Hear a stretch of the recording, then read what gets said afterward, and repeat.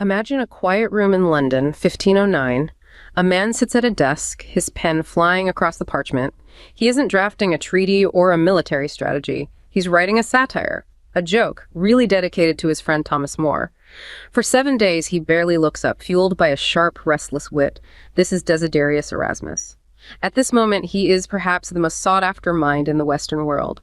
Kings, cardinals, and the most powerful universities in Europe are all vying for his attention, desperate for his seal of approval. He is the prince of the humanists, a man whose words carry the weight of empires. You would expect someone with that kind of influence to seize the moment, to pick a side in the brewing storm of the Reformation and reshape the world through sheer political power. But then something happens that leaves everyone, from the Pope to Martin Luther, completely baffled. As the air in Europe begins to smell of gunpowder and the smoke of burning stakes, Erasmus does the one thing neither side can tolerate. He stands perfectly still in the middle.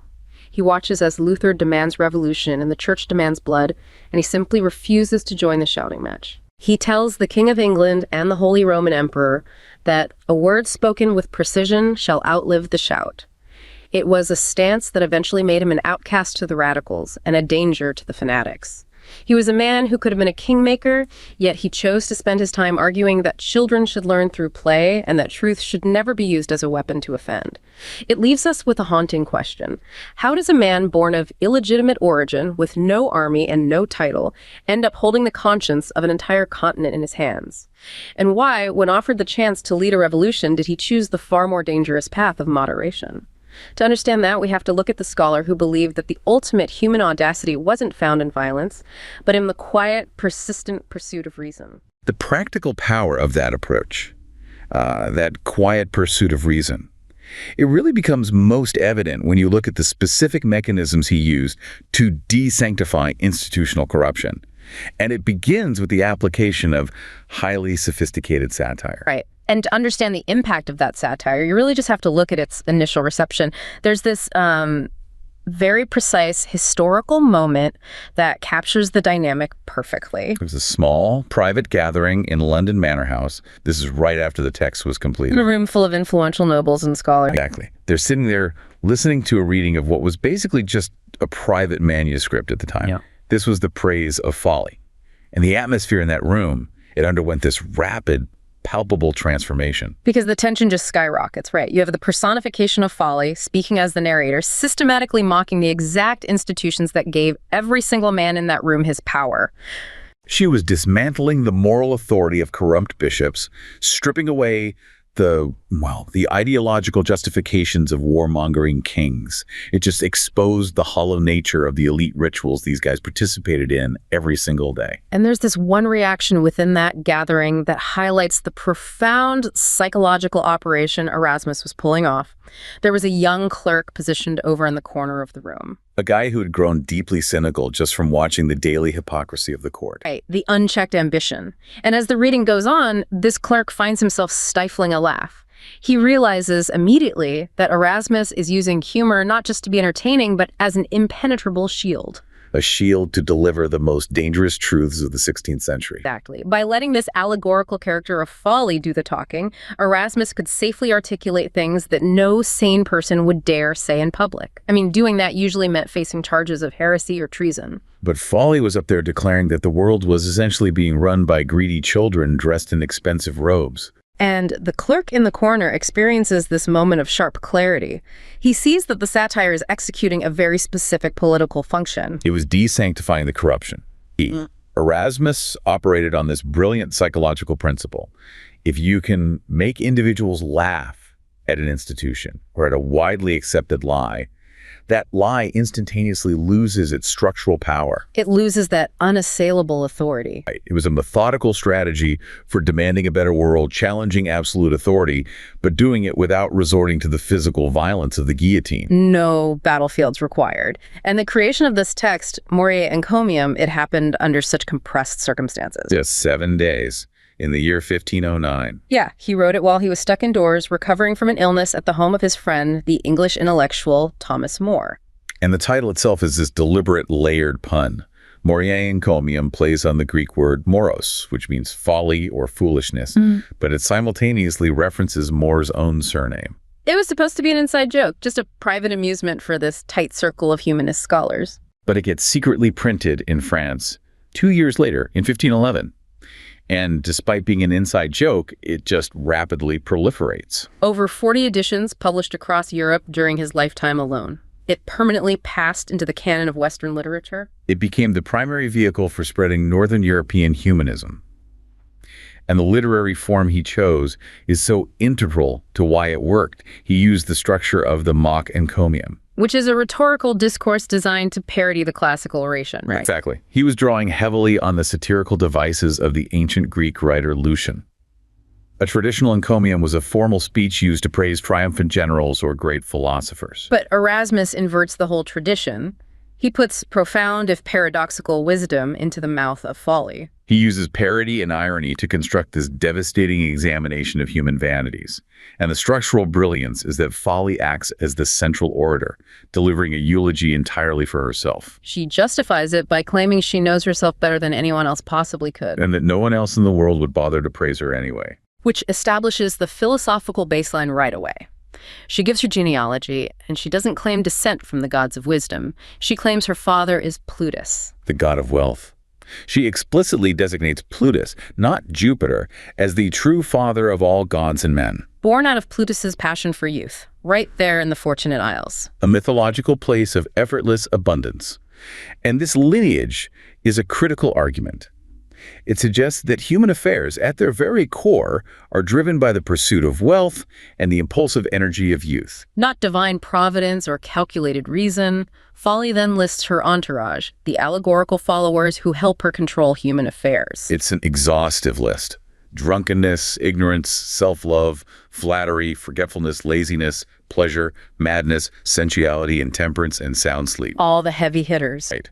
And Erasmus's critique is that these forces govern human behavior far more effectively than rationality ever could. Take forgetfulness, for example. It's not presented as a cognitive failing. Folly says it's an essential survival mechanism. It's what makes youth so carefree, and it's what eventually restores that joy to old age, a second childhood that lets individuals evade the agonizing awareness of their own mortality. You'd be crushed by your past failures without it. And pleasure is identified as the single force that makes existence bearable. While self-love, philautia, and flattery are cited as the main motivators for all human achievements, building cities, creating art folly argues pure wisdom doesn't do that. Vainglory and ambition do. So humanity is never going to be divorced from folly because human nature is governed by passion, particularly anger and lust. Which leads directly to the central paradox of the text. Folly is inextricably interwoven with human survival and happiness. Pure reason just brings isolation and paralysis. Folly claims she's responsible for all human connection. True friendship requires you to actively ignore or excuse the severe defects of others. And marriage is an institution sustained only through constant compromise, irrational infatuation, and a necessary daily degree of duplicity. Without folly mediating things, we wouldn't be able to coexist. We'd hate everyone. The physical world would look sordid under the unforgiving light of pure reason. She even claims responsibility for the continuation of the human race. A purely rational mind would foresee the pain of childbirth, the financial ruin of raising kids, the heartbreak of mortality, and just abstain from procreation entirely. Wisdom is depicted as a severe infection. It brings clarity, but it destroys happiness. Folly frees people from shame and hesitation so they can actually experience the physical world. Having established that dominance, Erasmus then directs the critique into society and, most dangerously, the church. He mocks kings and princes, but he reserves his most devastating attacks for the clergy. He exposes the hypocrisy of trying to gain eternal salvation through magic charms and mechanical veneration of saints. Unthinking rites. He highlights the profound fanaticism and unchecked greed among ecclesiastical authorities. By identifying these practices as supreme acts of folly, he completely deconstructs the church's institutional authority. He notes that the people who delight in these theological falsehoods are the most deluded, yet paradoxically they are the most content. Their willful ignorance shields them from genuine moral accountability. But then comes the philosophical climax of the text, the ultimate Christian paradox. Folly executes this dramatic shift in tone. She argues that true Christianity actually aligns much closer to folly than it ever could to worldly wisdom. To achieve genuine spiritual happiness, you have to operate in direct contradiction to human nature and societal logic. You have to actively overlook injuries rather than seek revenge, disdain physical wealth, willingly embrace hunger, tears, and unrewarded labor. Folly describes this total rejection of the physical world as the ultimate form of madness. To a secular observer, giving away your wealth and turning the other cheek is a massive failure of self-preservation. It's the height of foolishness. Yet Erasmus presents this specific spiritual madness as the only reliable path to eternal happiness.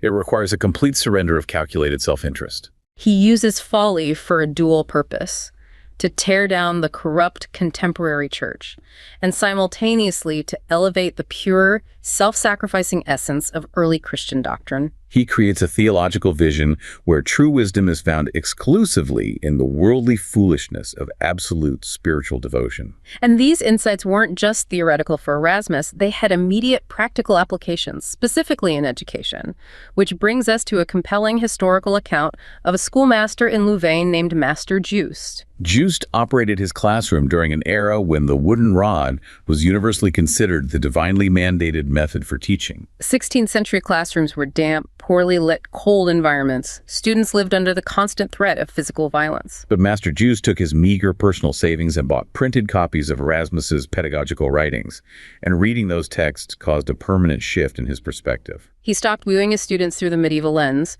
as empty, sinful vessels that needed rigid dogma beaten into them. Adopting the Erasmian viewpoint, he started seeing the children as tender plants. They needed sunlight, careful cultivation, and intellectual nourishment to reach their potential. So his teaching methodology completely transformed. He abandoned the practice of barking Latin syntax while holding a rod. He replaced that fear-based discipline with engaging stories of ancient heroes. He encouraged the boys to question the material, to ask why, regarding the mechanics of the world, rather than just memorizing the what under threat of pain. And there's a specific outcome from this. There was a local blacksmith's son in Juste's class who the previous master had categorically deemed slow and incapable. But under Juste's new, gentle approach, this boy blossomed. Released from the cognitive paralysis induced by constant fear, he discovered the beauty of Greek texts. He developed a profound sense of individual dignity. It demonstrates the core tenet of Erasmian education. True learning isn't about breaking a student's will. It's an invitation for the soul to willingly participate in its own growth. To really grasp how disruptive this was, you have to look at the baseline of Middle Ages education. It was almost exclusively managed by the church, and the theological framework was entirely focused on original sin. Humanity was viewed as inherently flawed and inclined toward evil.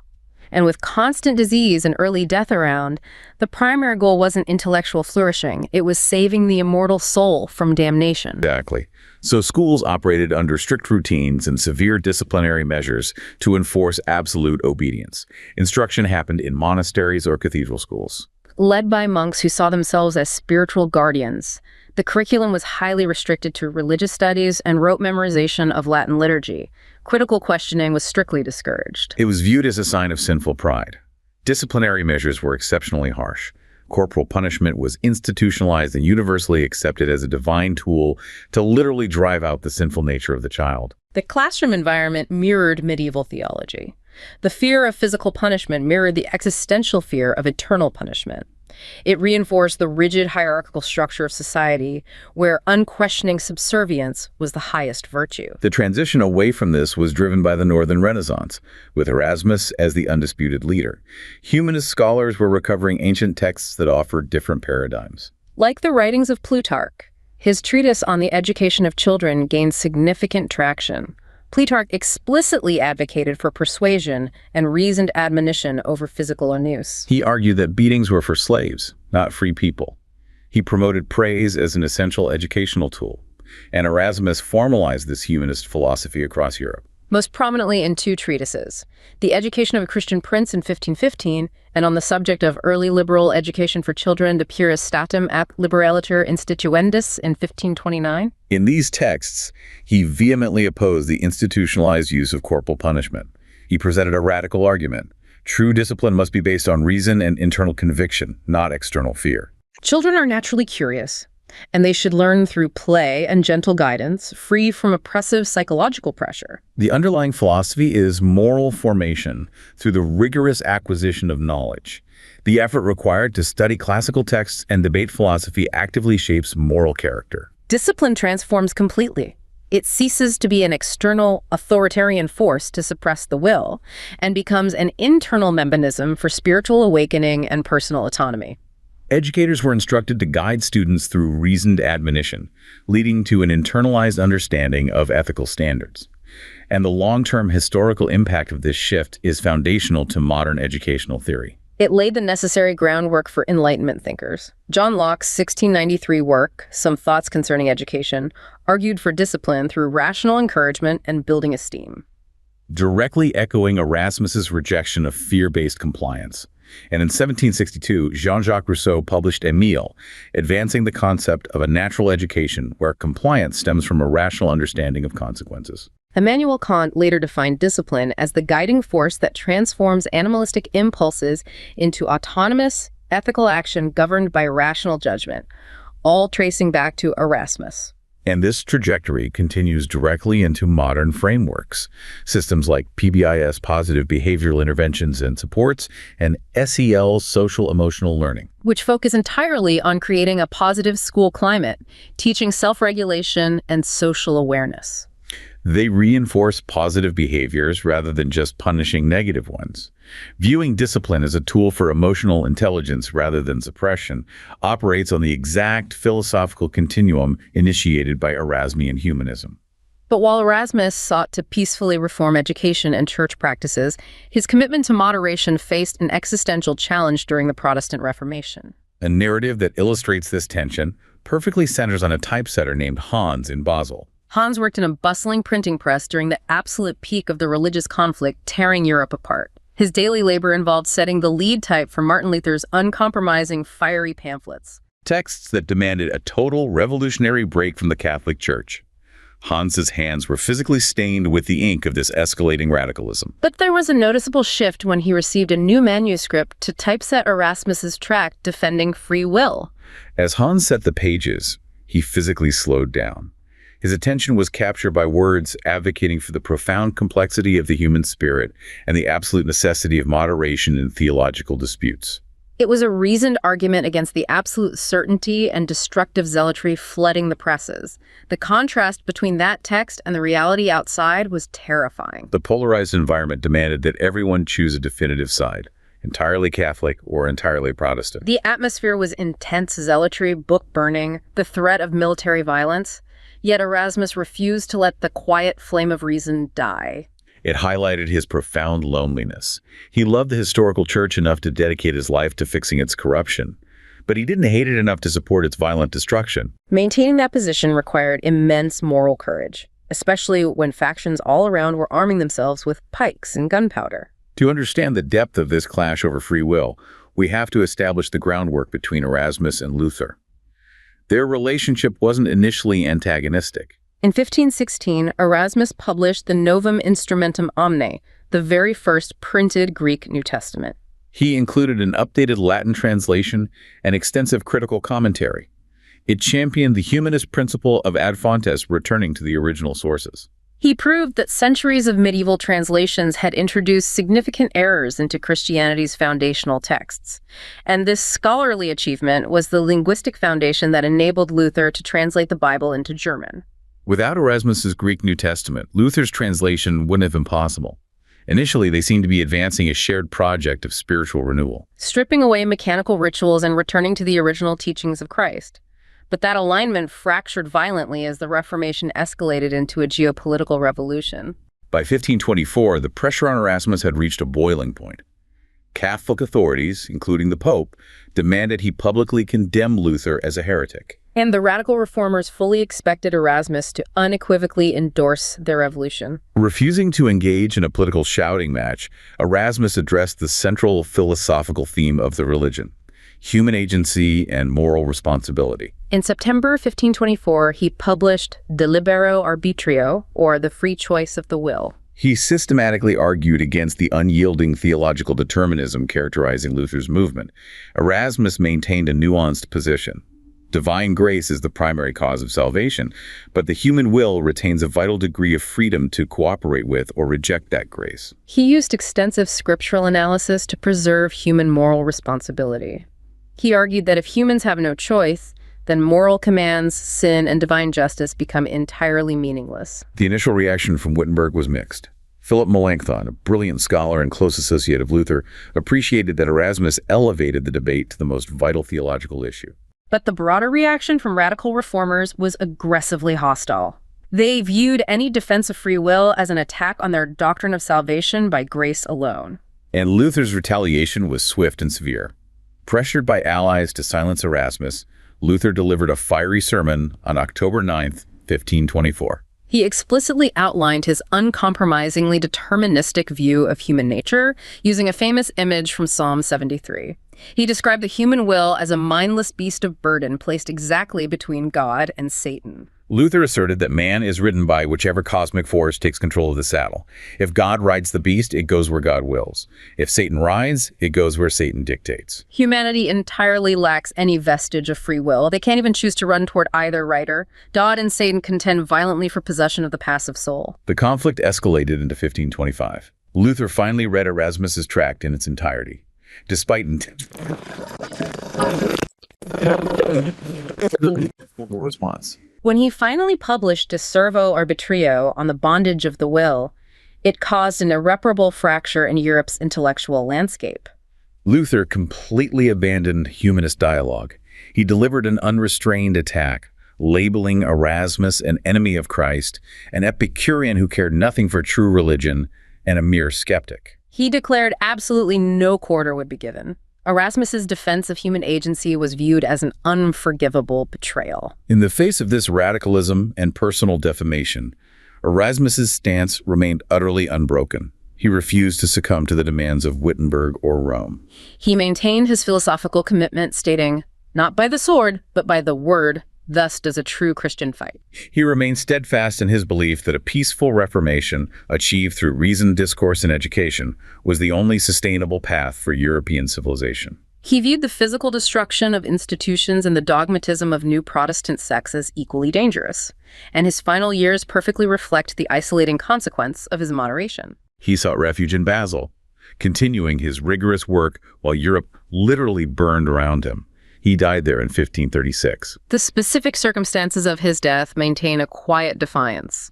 Despite his lifelong dedication to reforming the Catholic Church, he never took formal monastic vows. He left absolutely no property to any monastery, and despite his monumental contributions, he was never canonized by the church he tried to save. He remained a brilliant, completely independent intellect to the end. When a man dies, he takes nothing with him but his soul, and that alone shall be judged by how well it has been educated.